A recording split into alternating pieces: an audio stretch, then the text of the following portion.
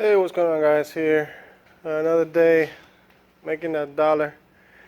Now I'm doing a transmission on an xl7 that I have fixed in the past. xl7 Suzuki xl7 front wheel drive. In the past I have done the motor mount, reinforcement, the timing chain without taking the engine out. So there's a lot of people that did take the engine out to do the timing chain. I did it without, so to uncover all of that. But this time around, the transmission is slipping, it's going bad. So I had to take it out, and I'm working on taking the transmission out now to be able to put the new one in. Now, it's pretty simple. It just takes probably 2 or 3 hours to get it done. This is my first Suzuki. This is the same thing as a Chevy, Cadillac, any front wheel drive V6 from Chevy and Cadillac. It's basically the same thing, all 7 and up. So I'm gonna be fixing this rear mount now that I can take it out. It's broken, and I'm gonna redo this one again. I put some silicone in there, but I didn't give it enough time to cure, so it kind of dumped some of it out. But it definitely worked, even though it's a little bit messed up right now. But basically, you unplug your shifter. Your shifter goes here. You take that out. You take this one out. You unplug all the plugs. There's only a few things. You gotta take the computer harness under the fuse box. You gotta take it apart because this clip has to come out. So in order to separate it from the car, so here's the fuse box, and you got to take this plastic out, basically lift this one up, and that one is going to unclip. And then you got your hoses, water heater, not water heater, but water hoses. You got that. You got your power steering rack pin right there. Let me see what else you got. You got to disconnect your torque, your hoses, your transmission hose, which I'm gonna take out. I'm gonna put a front intercooler, not front intercooler, but from mount cooler instead of the one in the radiator, because that's basically what kills this transmission.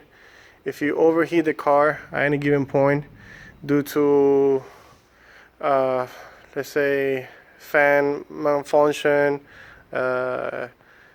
temperature sensor malfunction, anything, any of that type, that the heat starts overheating the car and you don't notice for a little while, the transmission is gonna start slipping. And if you do that for a little while, you're gonna mess it up, which that's what they did here. So you can see this car doesn't have any oil leaks, nothing. It's pretty much in good conditions, even though it has about 180,000 miles, 160, 180, somewhere in there. But they did that without noticing, and there it is, the results. Bad transmission. So what I want to do is I'm going to put a front cooler. That way, as soon as the air hits it, it's cooling off already.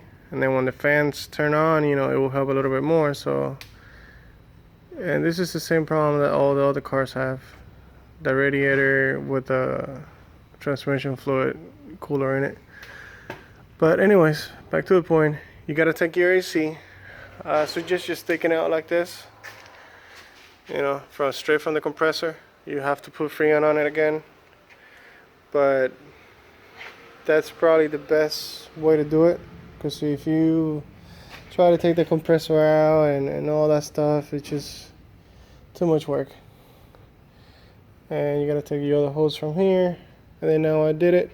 Obviously I'm on the left, so I took the strut right from top instead of from the bottom. You also gotta unhook that O2 sensor here. I unhooked it, but you don't have to. It's just that it mounts to the wall of the car, and you don't get to see that until you take it apart. I replaced this sensor. Now I have to replace this one. This one's gone bad.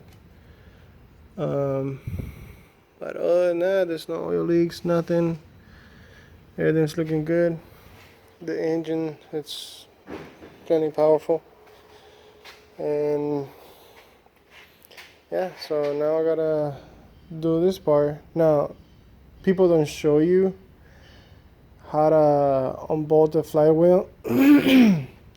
But basically, you take the starter out, and that's the flywheel. See if I can get a light in there.